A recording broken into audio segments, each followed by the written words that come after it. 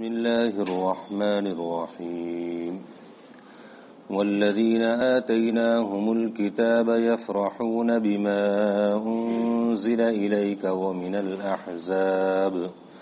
ومن الأحزاب من ينكر بعضه قل إنما أمرت أن أعبد الله ولا أشرك به إليه أدعو وإليه مآب وكذلك أنزلناه حكما عربيا ولئن اتبعت أهواءهم بعدما جاءك من العلم ما لك من الله من ولي ولا واق وَلَقَدْ أَرْسَلْنَا رُسُلًا مِّن قَبْلِكَ وَجَعَلْنَا لَهُمْ أَزْوَاجًا وَذُرِّيَّةً وَمَا كَانَ لِرَسُولٍ أَن يَأْتِيَ بِآيَةٍ إِلَّا بِإِذْنِ اللَّهِ لِكُلِّ أَجَلٍ كِتَابٌ يَمْحُو اللَّهُ مَا يَشَاءُ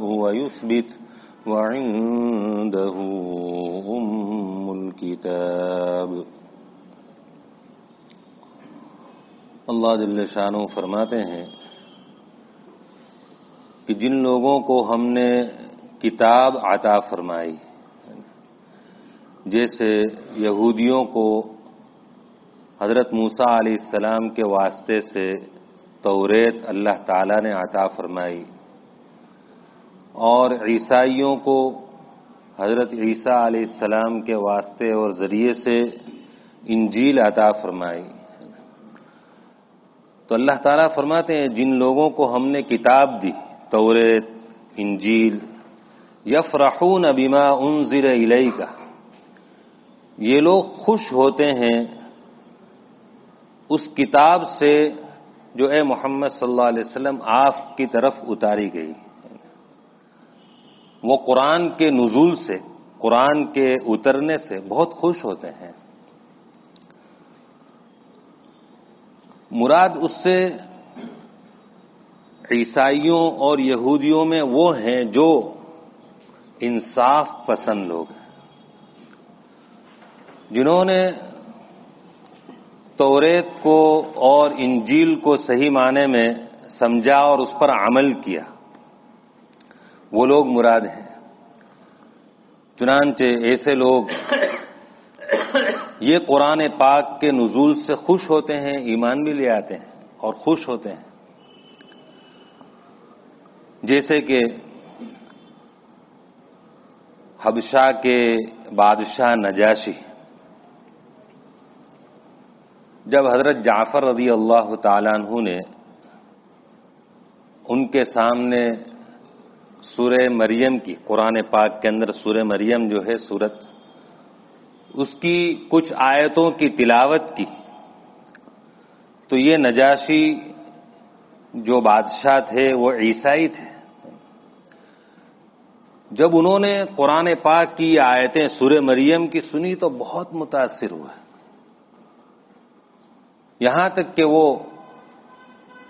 رونے لگے، ان کے آنکھوں سے آنسو بہنے لگے اور کہنے لگے یہ تو وہی کلام ہے جو اللہ تعالیٰ نے عیسیٰ علیہ السلام پر نازل فرمایا،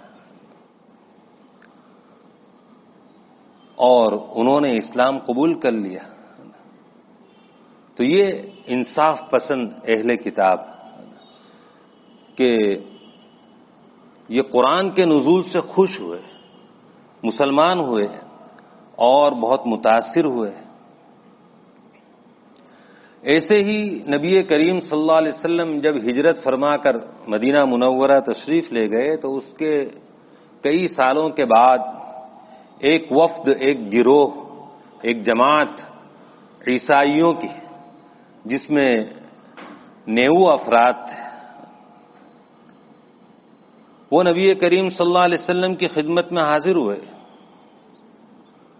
تو نبی کریم صلی اللہ علیہ وسلم نے ان کے سامنے قرآن پاک کی آیتیں پڑھی، غالباً سورہ طٰہٰ یا اس کے علاوہ، تو وہ سن کر بے حد متاثر ہوئے، ان کی آنکھوں سے بھی آنسو بہنے لگے اور کہنے لگے ربنا آمنا فاکتبنا مع الشاہدین.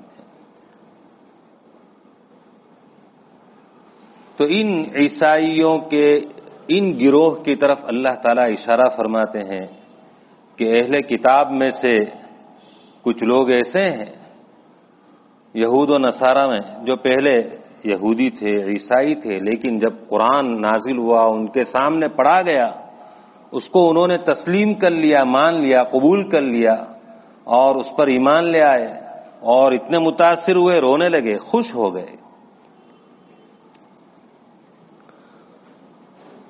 لیکن ایسے لوگوں کی تعداد ان اہل کتاب میں، یہود و نصارہ میں انصاف پسند صحیح معنی میں جو تھے بہت کم تھے، آٹے میں نمک کے برابر.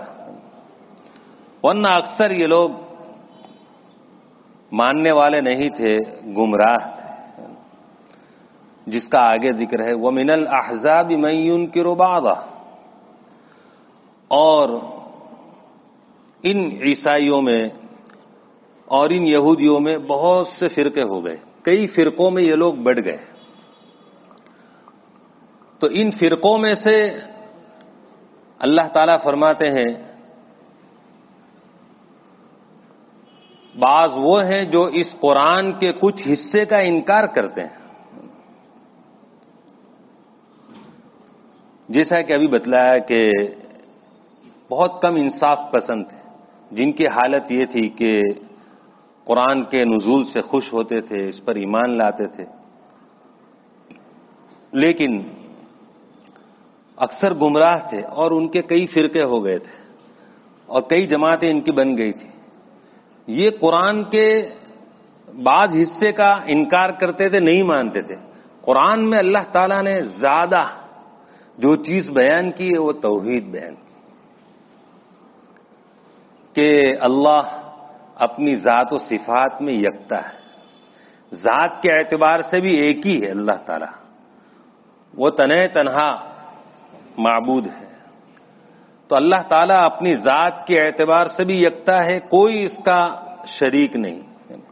جیسے آتش پرست مجوسی پارسی لوگ دو خدا مانتے ہیں کہ خدا دو ہیں، ایک تو خالق خیر یعنی خیر پیدا کرنے والا، اچھی چیزیں پیدا کرنے والا، اور ایک خالق شر بری چیزیں پیدا کرنے والا. اس طرح انہوں نے اللہ کی ذات میں شریک ٹھہرایا، دو خدا مان لیے.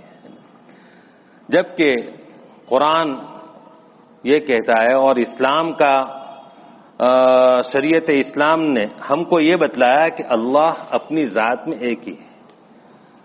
اللہ ہی خیر کو پیدا کرنے والا ہے، شر کو پیدا کرنے والا بھی. خالق کل شیء، ہر چیز کا وہ پیدا کرنے والا ہے، ہر چیز میں سب آ گئے. فاعبدوہ، تم اسی کی عبادت کرو بس. اللہ تعالیٰ اپنی ذات میں بھی تنہا اور صفات میں بھی تنہا. علم میں اللہ تعالیٰ کے حاضر غائب ساری چیزوں کا علم اللہ کو ہے. کوئی بھی چیز اللہ تعالیٰ سے چھپی ہوئی نہیں ہے. ہمارے لیے بھئی جو چیز غائب ہے اس کو ہم کو معلوم نہیں، جو ہمارے آنکھوں سے اوجھل، جس کا علم ہم کو نہیں معلوم نہیں. جو سامنے ہے وہ ہمیں اس کا علم ہے، معلوم ہے. لیکن اللہ تعالیٰ پوشیدہ، چھپی ہوئی چیز اور ظاہری چیز سب چیز کا جاننے والا ہے. اب یہ اللہ کی صفت ہے، اللہ ہر چیز کو جاننے والا ہے، کوئی چیز اس سے مخفی نہیں. اب اگر یہ بات کسی پیغمبر کے لیے، کسی ولی کے لیے کوئی ثابت کرے کہ جیسا اللہ تعالیٰ کو ہر چیز کا علم ہے ویسا ہی کسی پیغمبر کے لیے ثابت کرے کہ ہر چیز کا علم اس کو ہے، تو یہ اللہ تعالیٰ کی صفت علم میں شریک ٹھہرانا ہوا. علم کلی، ساری مغیبات کا، غیب کا پورا علم اللہ کو ہے. نبیوں کو جو کچھ غیب کا علم ہے وہ ہے جو اللہ نے بتایا، جتنا بتایا اتنا ہی ہے. از خود ان کو ساری مغیبات کا علم نہیں جیسے اللہ تعالیٰ کو ہے. خود سے نبی کو کوئی علم نہیں ہوتا جب تک اللہ نہ بتائے. ما کنت تدری مل کتاب ولا الایمان، آپ کو معلوم نہیں تھا کتاب کیا ہے، ایمان کیا ہے. یہ تو جو کچھ بھی علم دیا گیا وہ اللہ کی طرف سے دیا گیا، اللہ نے دیا. تو بہرحال اللہ تعالیٰ اپنی ذات میں بھی یکتا ہے، صفات میں بھی یکتا ہے. اللہ کی صفت علم، قدرت، اللہ تعالیٰ کو ہر چیز پر قدرت ہے، جو چاہے وہ کر سکتا ہے. کوئی چیز اس کی قدرت سے باہر نہیں. نفع، نقصان، عزت، ذلت، بیماری، شفا، حاجتوں کا پورا کرنا، یہ سب کچھ قدرت یہ اللہ کے قبضے میں ہے. اب اگر کسی پیغمبر یا کسی ولی کے لیے یہ قدرت کوئی مانے کہ بھئی جیسی اللہ کو ہے یہ پیغمبر کو بھی ہے یا کسی ولی کو بھی ہے یہ قدرت کہ وہ کوئی کو شفا دے دے، وہ کسی کو اولاد دے دے، وہ کسی کو روزی دے دے، اگر نعوذ باللہ یہ عقیدہ رکھا تو یہ شرک فی صفت ہو گئی. یہ اللہ تعالیٰ کی صفت ہے کہ اللہ تعالیٰ ہر چیز پر پوری قدرت رکھتے ہیں. اب اگر کسی اور کے لیے یہ مانی گئی، کسی اور کے لیے یہ عقیدہ مانا گیا تو یہ شرک فی صفت فی القدرت، یہ شرک فی القدرت ہو جائے گا. تو سب کچھ یہ اللہ ہی کے قبضے قدرت میں ہے. کسی کو یہ قدرت نہیں دی گئی کہ وہ کسی کو اولاد دے دے. کہ اب کوئی کسی ولی کے پاس جا کر مانگنے لگے مجھے اولاد دے دو، مجھے روزی دے دو، نہیں، ان کے قبضے قدرت میں ہے ہی نہیں، دیا ہی نہیں اللہ تعالیٰ نے. قدرت پوری یہ اللہ کے قبضے میں. تو قرآن پاک میں اللہ تعالیٰ نے زیادہ تر توحید کو بہت مختلف انداز سے زیادہ بیان کیا، کیونکہ اسی لیے انسان کو آخرت میں نجات دلانے والی توحید ہی ہے. توحید ہی نجات دلانے والی ہے. بہت ساری روایتیں ہیں کہ جو شخص اس حال سے دنیا سے جائے، اس حال میں جائے کہ وہ اللہ کے ساتھ کسی کو شریک نہ ٹھہراتا ہو، یہ قید ہے یہ حدیث میں. جو شخص دنیا سے اس حال میں گیا، اس کی موت اس حال میں ہوئی کہ وہ اللہ کے ساتھ کسی کو شریک نہیں ٹھہراتا، دخل الجنہ، وہ جنت میں جائے گا. یعنی مطلب یہ ہے کہ یہ توحید کی بنیاد پر اگر اس کے ساتھ اس نے مکمل شریعت کی پابندی کی ہے یا گناہ ہوئے ہیں اور توبہ کر لی ہے تو اول وہلے میں جنت کے اندر جائے گا. توحید ہے اس کے پاس، لیکن اس کے ساتھ گناہ بھی ہیں اور اس نے سچی پکی توبہ نہیں کی تھی، تو اب اللہ کے اختیار میں ہے، مشیت اللہ جو چاہے کرے، یا تو اس کو سزا دے کر پھر جنت میں بھیجے یا ہے کہ بغیر سزا کے جنت میں بھیج دے.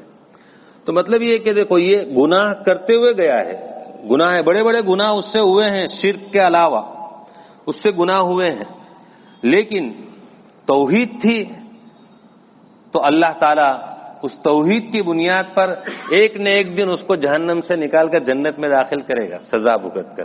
اس کی جو سزا ہے گناہوں کی وہ پائے گا اور جنت میں جائے گا. لیکن شرک ایسی چیز ہے کہ وہ معافی نہیں، اللہ تعالیٰ کے یہاں اس کی معافی نہیں. تو اس لیے انسان کو نجات دلانے والی جو چیز معلوم ہوا جو ہے وہ توحید ہے.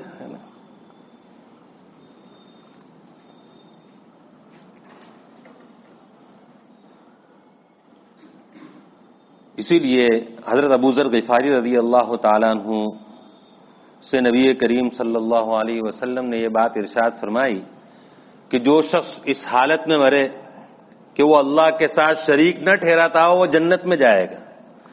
تو انہوں نے کہا حضرت ابو ذر غفاری رضی اللہ تعالیٰ عنہ نے وَإِن زَنَا وَإِن سَرَقَ، اے اللہ کے رسول اگرچہ اس نے زنا کیا ہو، اگرچہ چوری کی ہو تو بھی جنت میں جائے گا؟ تو آپ نے فرمایا ہاں. دوبارہ انہوں نے کہا کہ اگرچہ زنا کیا ہو، چوری کی ہو، آپ نے فرمایا. 3 مرتبہ انہوں نے کہا. آخر میں 4تھی مرتبہ میں نبی کریم صلی اللہ علیہ وسلم نے جواب دیا کہ اگرچہ ابو ذر کی ناک خاک آلود ہو، یعنی اگرچہ یہ رسوائی سے کنایا ہے کہ اگرچہ ابو ذر یہ کتنا ہی نہ چاہے لیکن ہوگا تو یہ کہ یہ توحید ہے اس کے ساتھ، اگر اس نے یہ توحید پرست تھا،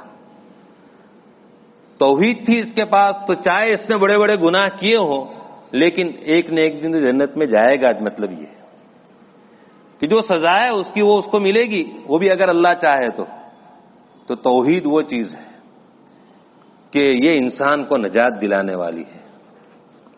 اس لیے شرک کی معافی نہیں، تو جگہ جگہ یہ بات سمجھائی گئی۔ تو اب اللہ تعالیٰ فرماتے ہیں کہ ان اہل کتاب کے جو فرقے ہیں، ان اہل کی یعنی یہ عیسائیوں کے اور اسی طریقے سے یہودیوں کے جو فرقے ہیں، ان میں سے بعض جو ایسے ہیں جو قرآن کے کچھ حصے کا انکار کرتے ہیں، یعنی قرآن میں کیا ہے زیادہ تر توحید، تو یہ توحید کے قائل نہیں۔ جیسے عیسائیوں میں ایک فرقہ ہے جو کہتا ہے کہ عیسیٰ علیہ السلام خدا، شرک ہو گیا ہے، تو اللہ کی ذات میں شریک ٹھہرا دیا، جبکہ اللہ کی ذات کے برابر کوئی ہے ہی نہیں۔ ایسے ہی عیسائیوں میں ایک فرقہ وہ ہے جو یوں تو نہیں کہتا کہ عیسیٰ علیہ السلام خدا ہیں، لیکن عیسیٰ علیہ السلام کو خدا کا بیٹا کہہ دیا، یہ بھی شرک ہے۔ تیسرا فرقہ وہ ہے جو یوں کہتا ہے کہ عیسیٰ علیہ السلام تین خداؤں میں کے ایک ہے، ایک تو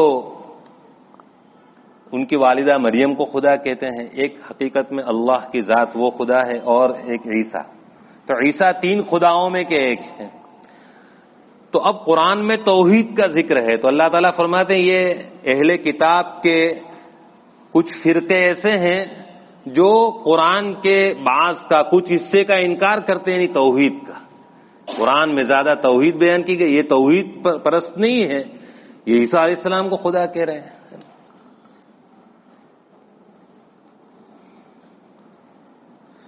یہاں تک کہ نجران سے ایک علاقہ ہے، وہاں کے عیسائی نبی کریم صلی اللہ علیہ وسلم کی خدمت میں حاضر ہوئے، تو نبی کریم صلی اللہ علیہ وسلم نے ان کے سامنے یہ بات بیان کی کہ عیسیٰ علیہ السلام اللہ کے بندے ہیں، نہ خدا ہیں، نہ خدا کے بیٹے ہیں، نہ تین خدا میں سے ایک ہے، اللہ کے بندے ہیں۔ بہت بھڑک گئے وہ کہ یہ بات نہیں ہو سکتی، عیسیٰ علیہ السلام اللہ کے بندے نہیں، وہ کہنے لگے وہ تو خدا ہیں۔ تو اللہ تعالیٰ نے ان کو یہ بات سمجھانے کے لیے سورہ آل عمران کی 90 تک آیتیں نازل فرمائی، اور نبی کریم صلی اللہ علیہ وسلم نے ان آیتوں کے ذریعے سے سمجھایا، لیکن بالآخر وہ نہیں مانے، یہی میں ینکر، انکار کرتے ہیں۔ توحید کی باتیں ان کے سامنے رکھی جاتی ہے، نہیں مانتے۔ اللہ تعالیٰ فرماتے یہ مانے نہ مانے، آپ یہ اعلان کر دیں قل انما امرت ان اعبد اللہ ولا اشرک بہ۔ یہ لوگ آئے ہیں،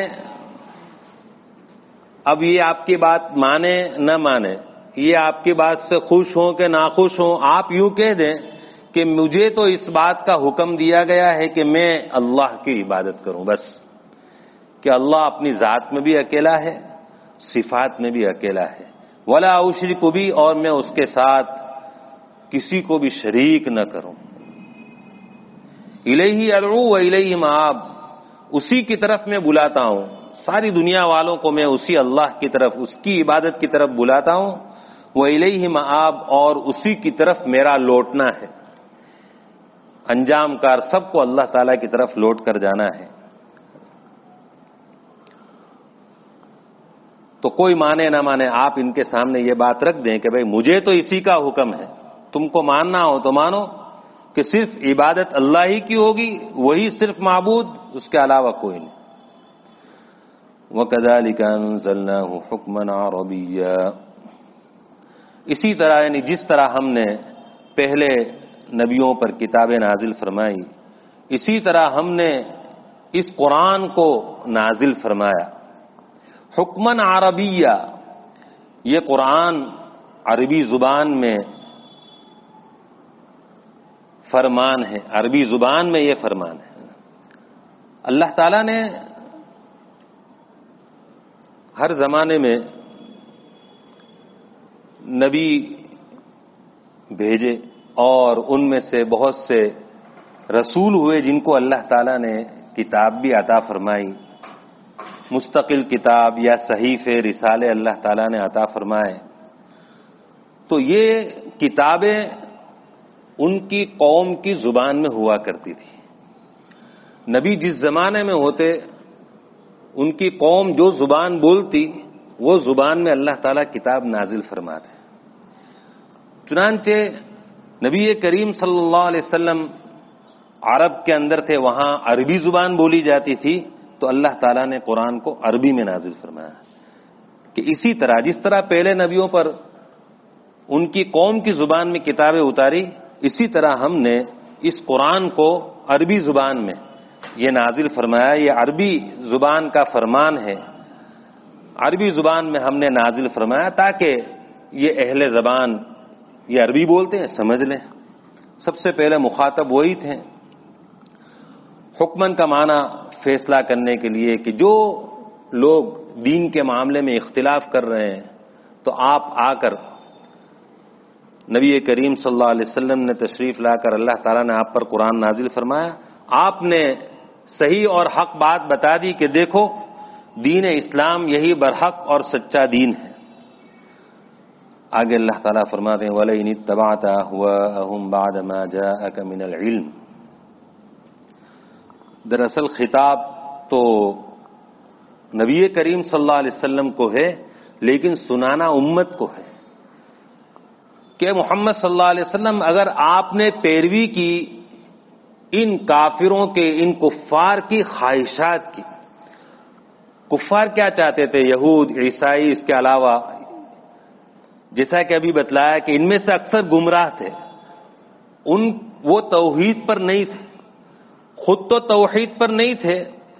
چاہتے یہ تھے کہ نبی کریم صلی اللہ علیہ وسلم بھی یہ جو توحید کی دعوت دیتے ہیں وہ چھوڑ دیں، اور ہم جس مذہب کے قائل ہیں، ہم جو شرک کے اوپر ہیں، نعوذ باللہ نبی کریم صلی اللہ علیہ وسلم بھی اس کو فالو کریں، اس کو اختیار کریں. تو اللہ تعالیٰ نے فرمایا کہ اگر بالفرض آپ یہ جو چاہتے ہیں کہ ان کے مذہب کی آپ ان کے مذہب کو اپنے مذہب سے ملا لیں، تو اگر بالفرض آپ نے ان کی خواہشات کی، یہ جو چاہتے ہیں ان کی خواہشات کی پیروی کی، جبکہ آپ کے پاس صحیح علم آ چکا ہے، قرآن صحیح علم آ چکا ہے کہ اسلام توحید یہی برحق اور سچا ہے، شرک کی ذرہ برابر بھی ملاوٹ یہ قابل قبول نہیں ہے اللہ تعالیٰ کے یہاں. اب آپ کے پاس صحیح علم آ گیا، اس کے بعد بھی اگر وہ جو چاہتے ہیں آپ نے ان کی پیروی کر لی، تو پھر ما لک من اللہ من ولی ولا واق. اللہ کی پکڑ سے اور اس کام کے وبال سے، وبال ہوگا اس کا اور پکڑ آئے گی تو کوئی آپ کی مدد نہیں کرے گا اور کوئی آپ کو بچا نہیں سکے گا.